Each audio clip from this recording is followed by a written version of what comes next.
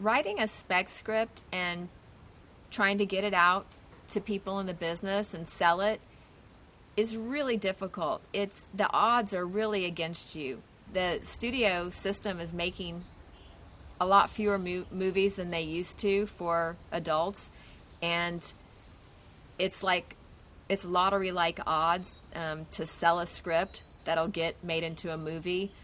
And so I just feel like the time you spend writing a script, getting all kinds of people's notes, following those notes to try to make some bulletproof type spec that'll sell, and then having the heartbreak of sending it out to people and not having it sell. If you do actually get the script optioned or sell it, you are in for a long road usually of tons of notes. The development process in which you are often put through the ringer making a ton of changes to your script. A lot of times, usually, changes you don't want to make. Not always, but often.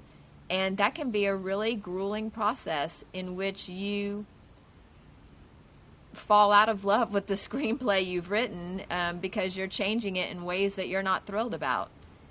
And a lot of execs think they have the answers and think they know what's going to make a great movie, and they don't.